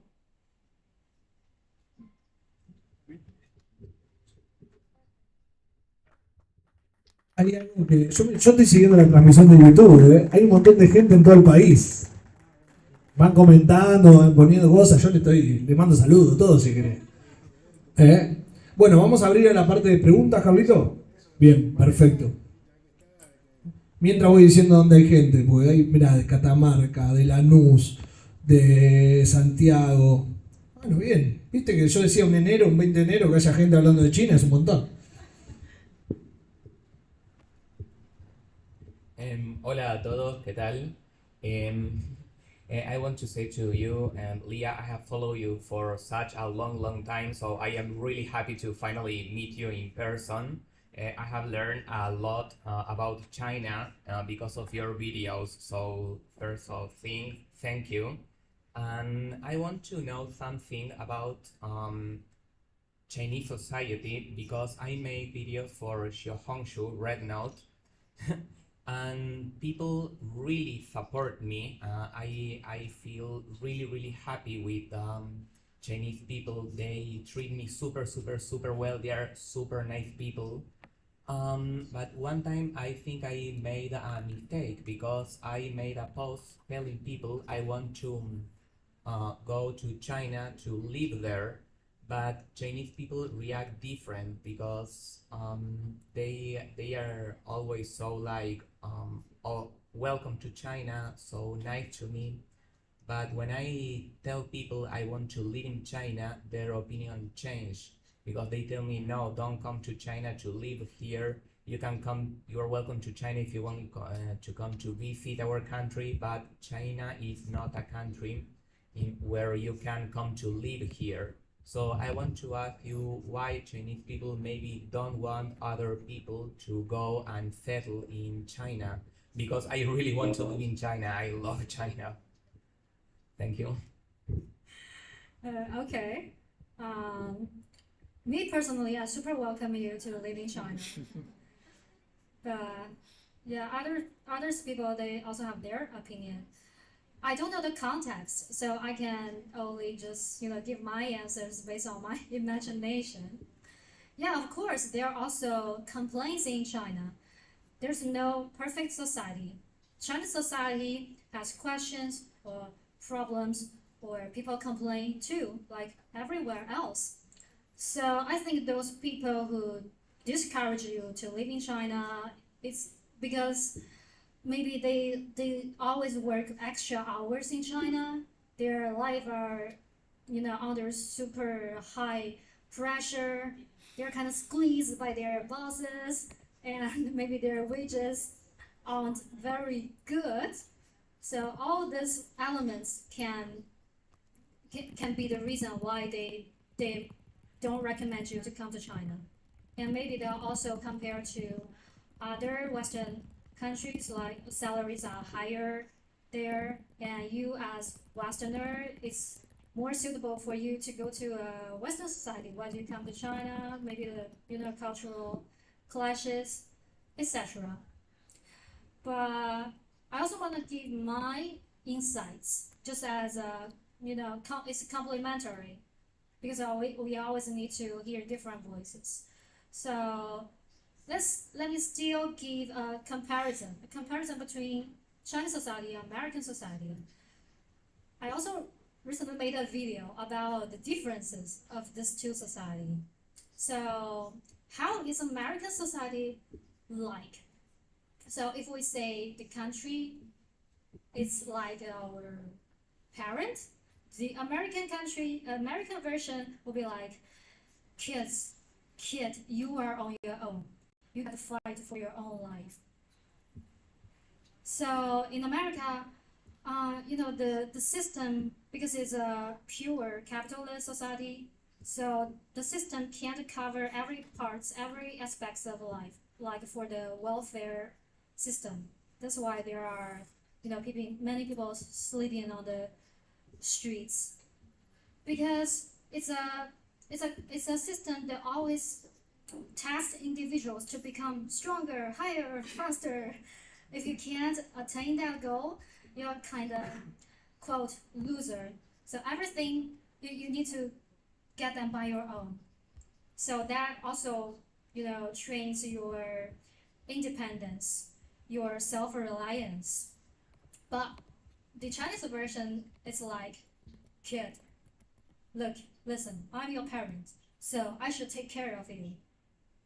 So the Chinese style is to provide the basic life conditions. For example, actually in China, you can, as an ordinary person, you can enjoy a very good basic life. I mean, basic life, because the philosophy of Chinese society is to provide the majority of people. Because come on, the Chinese population is so huge. I mean, if you don't want, uprising from people, you need to take care of them, right? So the Chinese society always guarantees that, like, our welfare system, it's not profitable. Anyway, it's kind of insured by our country, and our food is also way more healthy. China is the world's the top one vegetable consumer. So, like, the consumption amount of vegetables in China is almost like twice time as the American society. So our food is very healthy, and our daily living costs are very low because we have massive infrastructure. So the living costs there are super low. Like, the same amount in America. I mean, money in America. In America, maybe it's just a very basic life. But if you come to China, maybe the conditions of your life will be in a paradise. Because China is a supermarket, and also with massive supply chain, we are already we have our own factories. We don't need so many, we don't have so many taxes on our goods. So our products are also with good quality and very low cost. So for ordinary people, if you don't want to live in Shanghai, Beijing, in any other normal city, you can have a very good life. It is true. So I think that's the difference between Chinese society and Western society. Oh, and actually I also want to share my experience in Latin America. One thing that really shocked me is the, price here. Oh my God, it's so high. So high. I mean, it's not high in absolute terms, not in absolute number. Compared with the conversion rates and people's living standard, I just feel it kind of unbelievable. So my biggest thought after coming here is that, oh my God, it's such a blessing to live in China as an ordinary person, because you indeed can get your basic life insured.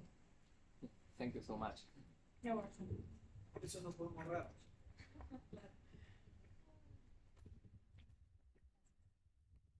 So as a follow-up to that, a big part of how China grew was through foreign investment into factories and manufacturing because of cheap labor. And one of the tags that China got because of this is like their labor practices are like almost slavery, right? And so, yeah, definitely. So I wonder what you react about this, especially now that China grew, and that you're saying that ordinary people have a good lifetime. Can you repeat the last question? So one of the concepts foreigners have about China is that they have almost slave labor, like really under really, really bad conditions. So I wonder about your opinion about this, especially after what you just said. My opinion about this? Well, first thing I want to share is, I don't know why, it makes me think of American society. So in American restaurants, almost let's say the great majority of waiters, they can't even get their basic salary assured. The employers just don't want to pay them. So that's why there is tipping culture in America. Because the capital just want to, transfer the labor of costs into customers. We don't want to pay, so go ask your customer to pay for it. So customers just pay them out of moral kind of force, although it feels like we have a choice. But without those tippings, how will you describe the life conditions in American society, especially for an ordinary people? In China, there's no tipping culture because we don't need that, because the employers always pay the basic wages. I know you will say because there are very low wages. Yeah, it depends on like the currency. Yeah, based on European or Western standard, China's wages is low due to the rates difference. But in China, if you are in a very normal, ordinary or small city, that money is okay for you to have a basic life. And for the question of wages, oh my God, China is such a huge market, such a vast country. Of course, there exist, many low wages. But if you just focus on the tree, you will, totally overlook the forest.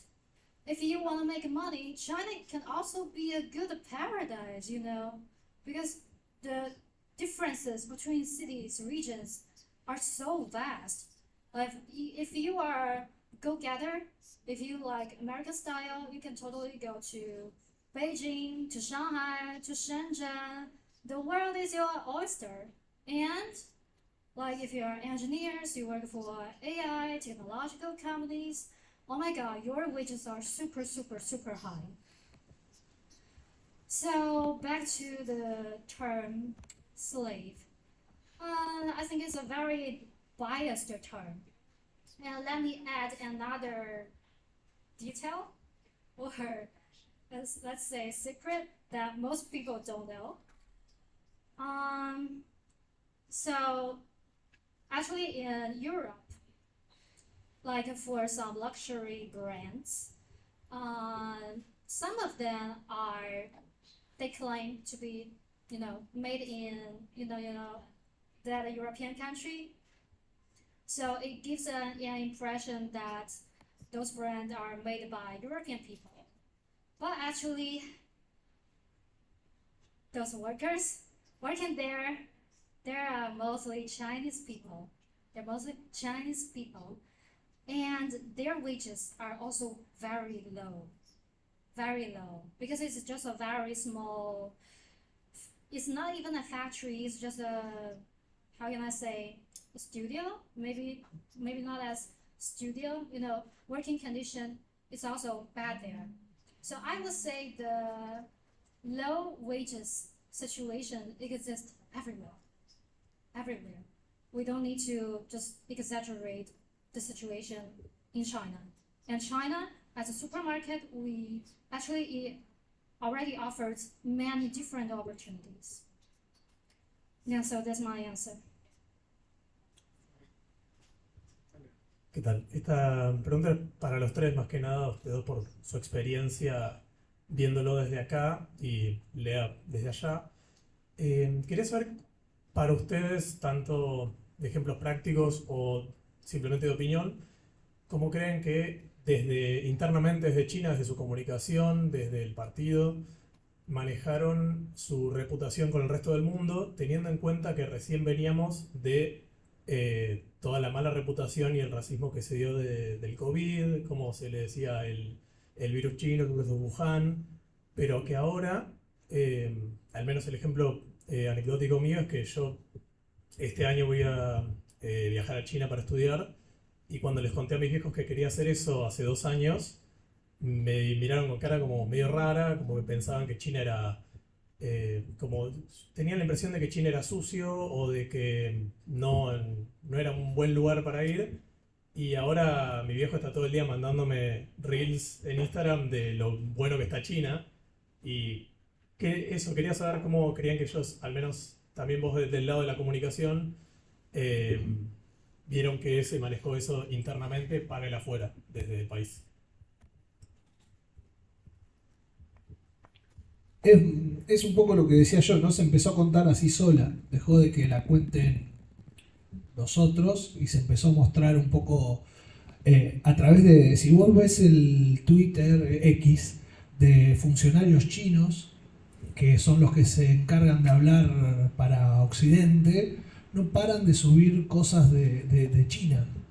Y también creo que hay un foco muy grande en esta viralización de cosas espectaculares que hacen que vos no puedas creer lo que es China. También la política, creo, de comunicación china se abrió en el hecho de empezar a mostrar toda China, no solo las ciudades como Beijing o Shanghai, sino empezar a mostrar Chongqing, se dice, ¿cómo se dice? Bien. Empezar a mostrar esas ciudades que son espectaculares y salir un poco también de la China milenaria y empezar a mostrar la nueva China, ¿no? Empezar a mostrar, che, mirá lo que hace este teléfono chino, che, mirá lo que hicieron en una montaña los chinos. Antes por ahí era la ceremonia del té, te mostraban una... Y la comunicación de ellos a nivel gubernamental creo que era mucho más dura, en el cual te mandaban un video armado y vos decías, che, son 40 minutos de un tipo hablando, ¿cómo hago para que esto pueda fluir? Entonces empezaron a girar y empezaron a hacer un soft power un poco más inteligente y que tiene un poco de la raíz de Estados Unidos, ¿no? De cómo se empezaba a implementar. También creo que empezaron a diversificar, porque no solo hacen tecnología, sino ahora tienen los mejores autos, las mejores películas. Si vieron esa 2, es una película que rompió taquilla, obvio que por los números de China, le ganó a Disney, y empezaron esa competencia directa con... Antes eran un país en desarrollo, hoy ya son una transformación a potencia. Ellos mismos están mostrándolo, porque si vos hablabas con cualquier eje del gobierno chino, de cualquier lado, te decían, no, nosotros somos un país en desarrollo. Hoy se paran como una potencia que está mejor o superando o a la par de Estados Unidos, que fue el que la tosiguió durante un montón de tiempo. Y creo que también tiene que ver con una comunicación de Estados Unidos que empezó a fallar, en cierta forma. Entonces creo que el mundo se empezó a girar desde ese punto y además se polarizó por un montón de cosas que tienen que ver con la política internacional que hoy se está dando. Y esa polarización ayudó a que China se pueda mostrar de una manera mejor, que empiece a ser un poco más confiable, pero con esta cosita que siempre es China, ¿viste? Como que si vos te pones a pensar la política internacional de China o la injerencia que tiene, China no se mete en los problemas locales de los países, sino que lo que hace China es cooperar, este win-win que siempre trabaja, en el cual van construyendo una relación con los países que obvio hay una forma como de sometimiento. ¿Por qué? Porque te ponen 5.000 millones de dólares para hacer un puerto en Perú y obvio que vas a tener algún beneficio. Pero eso no lo podrían hacer nunca. A mí me tocó entrar a la Estación Espacial de Neuquén, por ejemplo. Hay una igual de Malargüe y nadie habla de la de Malargüe. Hablan todo de la base militar de China. Es una base una estación de espacio lejano. Entonces, creo que China empezó a cambiar el eje entre lo que mostraba de esa política dura, esa política militar, y se empezó a mostrar más como un país que está modernizado y que le ganó a todos y que vive en el futuro. Por eso tu papá empezó a ver esos reels, porque además empezaron a tener presencia oficial en las plataformas occidentales, que antes no la tenía, o la tenía de una manera comprando follower. Ahora ya tiene miles de cuentas que replican el contenido que es chino. Entonces eso es lo que va fomentando. Lea es una de las personas que fomenta el contenido chino en sus redes. Entonces eso también es parte de la comunicación china, por más que no sea estatal. Más o menos eso. Sí, a mí lo que se me ocurre es, yo creo que por un lado había una serie de cosas que por ahí no eran visibles y se hicieron visibles con el tiempo, ¿no? Nosotros somos probablemente el producto de eso. Es decir, China con su por ahí no muy buena imagen mundial y todo, impulsó un sistema de becas muy generoso, ¿no? Para que personas fueran a conocer China, a estudiar. Y bueno, a fin de cuentas, con el tiempo creo que eso dio sus resultados. Yo soy un poco el producto de eso. Después creo que las redes sociales jugaron un papel fundamental, ¿no? Como dice Copa, por ahí en vez de como una comunicación más rígida o más institucional o más formal, al final fue también con una serie de aperturas de visas que tuvo China, mucha gente empezó a viajar a China, a armar videos, a contar cómo era China, y bueno, se empezó a inundar, digamos, las redes un poco también de otros puntos de vista, ¿no? De China. Y después otra cosa que mencionó también Lea de ¿no? esta cosa pragmática de los chinos y de buscar resultados, creo que, bueno, digamos, eventualmente todo ese desarrollo y, bueno, toda esta proyección de las marcas chinas y qué sé yo, bueno, es algo que ya nadie lo puede dejar de ver, ¿no? Trajo oportunidades de negocios, económicas, que lentamente algunos lo vieron con más visión antes, otros ya de forma más evidente. Y todo ese crecimiento económico, por supuesto, trae también un crecimiento cultural, un interés, una curiosidad, y bueno, eso es como una especie de cosa que se fue armando. Y creo que si bien uno puede decir, bueno, eran como sí, muy rígida antes la comunicación y todo, creo que también ahí hubo una inteligencia estratégica por ahí china de, tenían mala imagen, digamos, y no salieron como a decir, como a pelear fuerte, ¿no? Contra eso, como no, qué sé yo. Es como que de forma no visible, de forma no evidente, a través de acciones que no eran decir un eslogan o qué sé yo, fueron surgiendo ahora sí cosas que se nos hacen evidentes. Es como una forma muy yin-yang, yin-yang, le dicen los chinos, ¿no? De verlo. Yin-yang significa originalmente el lado luminoso y el lado oscuro de una colina, ¿no? Entonces, a través del lado yin, de lo no visible, de lo no evidente, bueno, hoy tenemos también todo un lado yang correlativo. Así que bueno, sí, un poco también acuerdo con Copa en gran medida. No sé si Lea, ¿querés agregar algo al respecto?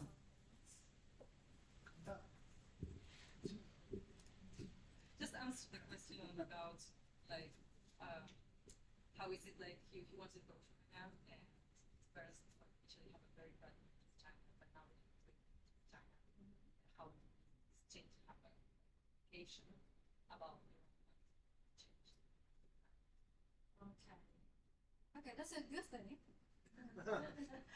Good thing for you and good thing for Chinese people too. Yeah, one more fact for China. Okay. Sorry.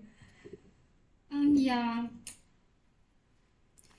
Yeah, I think that's exactly the point of communication, especially intercultural communication. Once again, I feel this is the tragedy of our information era, because due to the algorithm always promotes like bad things, bad news, alerting things, but because they can get more traffic, I don't like it at all. And the reason why I do social media, it's because I can't put up with injustice. And injustice, this kind of feeling is not just for China, this country only. It's for like every country. Like I also love France. I love France so much. When I share French culture on Chinese social media, there will be some haters like, come on, they are quote blah blah. Okay, bad comments, and they attack me. My heart also, I kind of also feel hurt hearing those kind of comments aiming friends, and also for Thailand as well. Thailand, an Asian country, because we are all in Asia, so it's sure that we share some similarities in culture, like Buddhism. So when I travel to a museum, to their museum, I was with my friend, but their Buddhist statues look totally different from our Chinese version. So my friend didn't like it at all, and he said, "Oh my God, it's like a demon, like a monster." Pardon? But at that time, my heart also kind of felt hurt I don't know why. I don't know if it's due to my empathy, especially as a female. At that moment, I was like, how can you know, say this kind of comments? It's exactly like what I hear from Westerners when they make comments about China. They just judge a country based on their own understanding. But have you ever tried to understand this country from their own angle? Their Buddhist statue is different because they have different preference. They have different taste. It's also maybe shaped by their geography, culture, history, etc. So how can we just rush into comments like this? So once again, I think arrogance is the biggest enemy because it stops people from thinking, from listening to each other, from discovering the truth. But I'm thankful that my friend is a very comprehensive. No, anyway, he's not a tough one. When I explained this to him, he also suddenly agreed with me. He realized that it's his fault. So I would say, yeah, in this polarized world, it feels very utopic to say this word, empathy, right? Surreal. You are not down to earth. Come on, the world is about to end soon, and you are here talking about humanity, about empathy. But oh my God, I just hope everyone do not to forget our most basic identity. Our most important label is not a person from this country, this nationality. Our common status, common identity is human. It's human. What we share in common far outweighs our difference. So as long as you have the slightest empathy, try to understand, you will discover a whole new world. And never let those vicious media guys win. Because if you still hold a slightest justice in your mind, you need to fight in this false information era. That's also the work, the fighting you gotta do for yourself. Never just listen to those rumors. You gotta culture your own discernment, your own independent thinking ability. You should also be responsible for yourself. Thank you. Bueno, muchas gracias. Muy buen cierre. Lo que propongo ahora, si bien se terminó la sesión de preguntas, en la audiencia hay representantes muy importantes, por lo menos desde mi punto de vista, que trabajan en la relación con China, que tiene que ver con lo que estuvieron diciendo, que también hay una realidad. Hay un momento en que tenemos que ver cómo acoplarnos a esta dinámica que ofrece esta civilización y entender de que el futuro tiene que ver con Asia, tiene que ver con un reordenamiento, un cambio de era. Algunos lo pueden aceptar, otros no, pero lo palpamos día a día.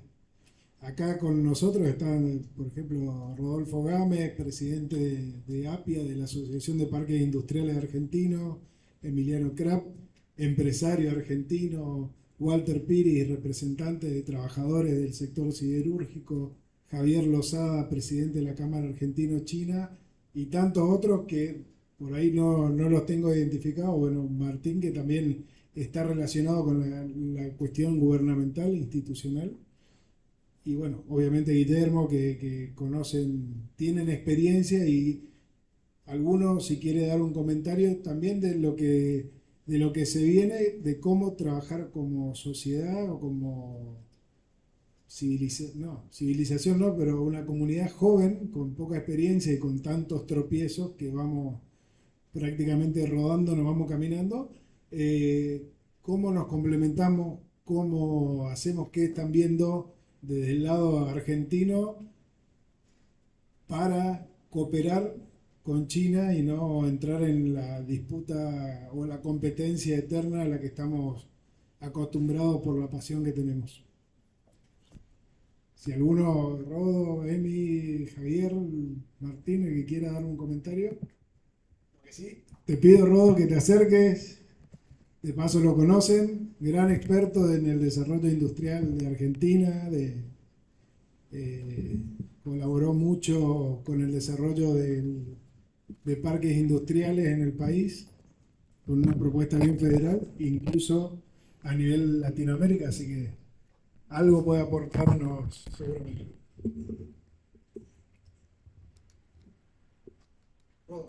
Te saludo. Bueno, buenas noches. Gracias, Carlito. Gracias por la invitación. Soy el presidente de la Asociación de Parques Industriales Argentinos. Como tal, hemos iniciado una relación con China.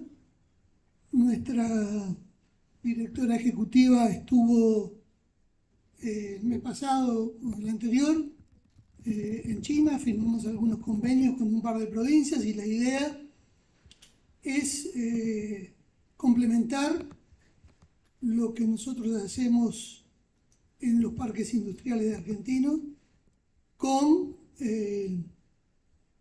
lo que tiene China en el mismo sentido.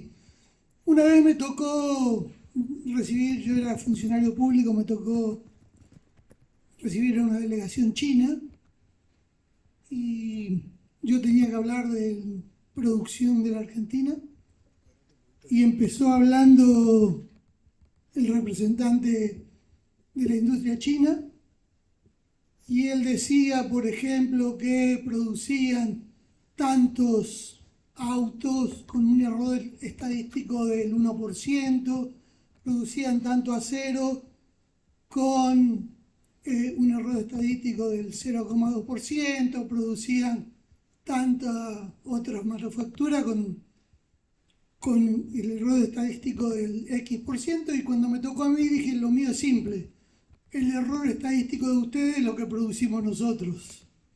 Bueno, aún entendiendo que la dimensión de los parques industriales chinos no son lo mismo que los nuestros, ellos tienen ciudades que son parques industriales prácticamente, pero creo que podemos de alguna manera transferir experiencias y complementarnos,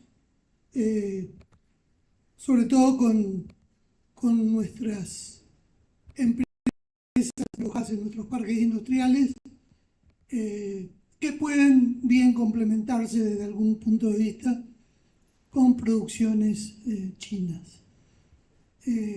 Eso por un lado, y solamente para agregar, siempre sentí admiración por el misterio de China y siempre me pareció que ellos cumplieron lo del famoso DeLorean de Volver al Futuro. Es un país, es una civilización que vive en el pasado y que piensa en el futuro. Así que creo que ellos van y vienen permanentemente desde el pasado al futuro y así aprendemos mucho de ellos. Muchas gracias.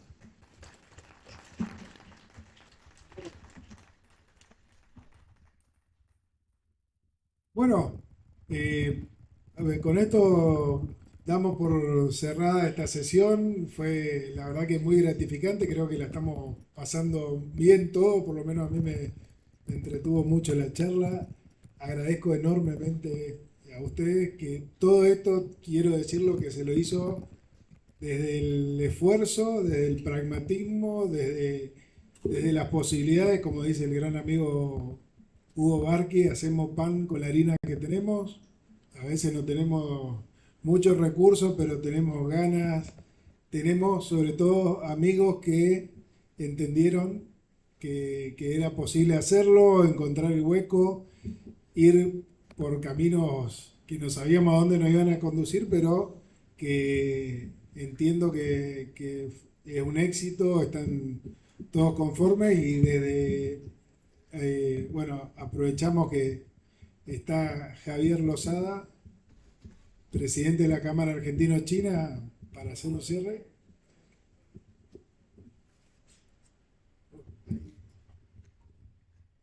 Solamente un comentario para aprovechar este momento. Muchísimas gracias por la invitación, Carlos. En la Cámara trabajamos como puente entre China y Argentina. Es una Cámara que tiene 40 años, cumplimos 40 años el año pasado.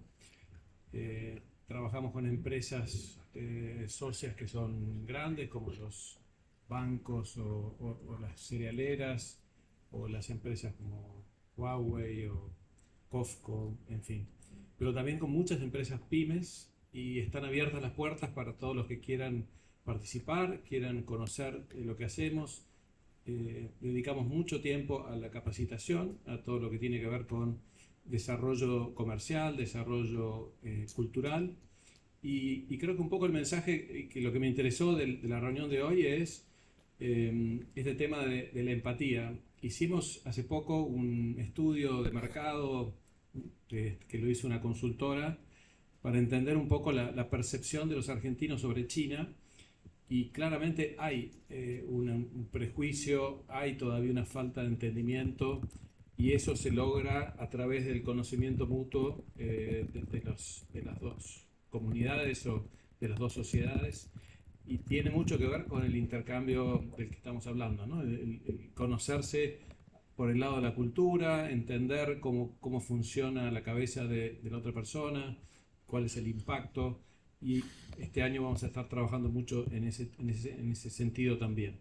Así que están invitados para que participen en todos los eventos que hacemos. Muchas gracias.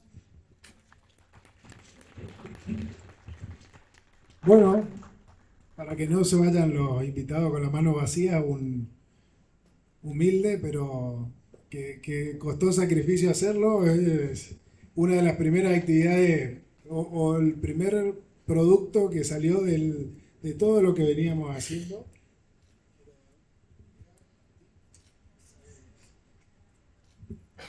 Disculpa que le dé con una mano. Esto fue el trabajo desde el inicio de la asociación hasta junio del año pasado, pero también refleja los objetivos que tenemos, las aspiraciones, cómo nos relacionamos, qué método de trabajo tenemos y unas propuestas de actividades que queremos desarrollar junto con amigos y distintos sectores para poder tratar de, si no nos dejan ir a vivir a China, por lo menos tomar lo mejor de ese mundo, de esa civilización, para aplicarlo a nuestro entorno, que creo que eso nos va a también permitir no tirar solamente la balanza para un lado, sino poder tener una mirada amplia y transversal.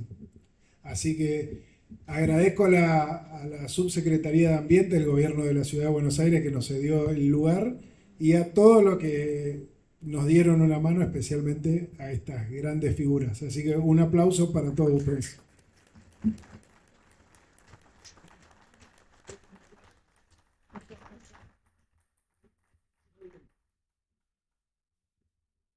Añadir algo. Al fin. Gracias. Well, firstly, primero, claramente, gracias mucho para ti, Carlos, por haber organizado esta charla.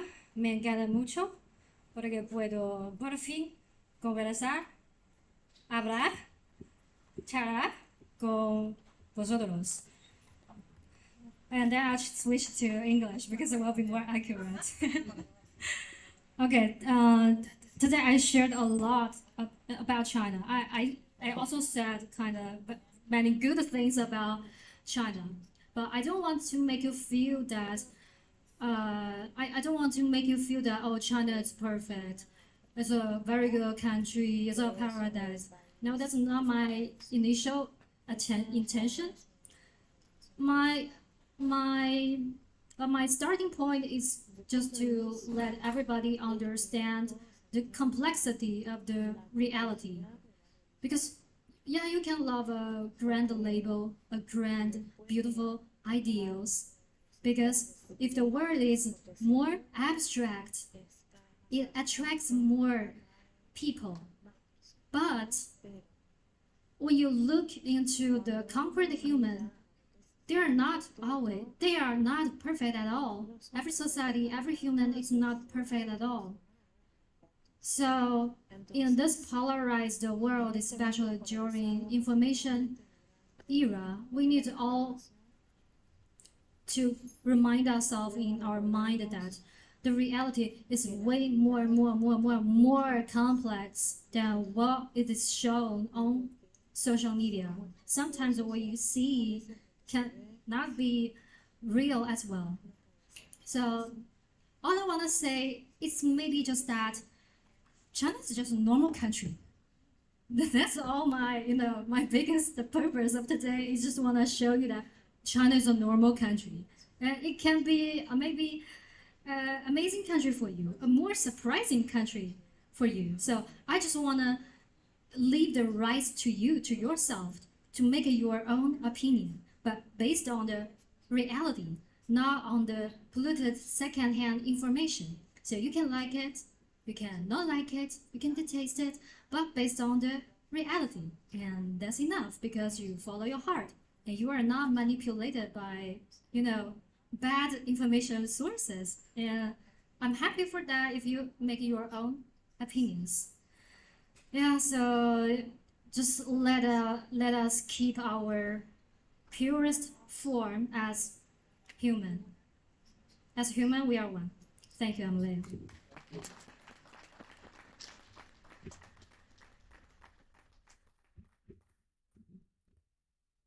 And actually, my favorite audience is from Latin America, is from South America, because you are always so welcome, so warm, enthusiastic. Thank you.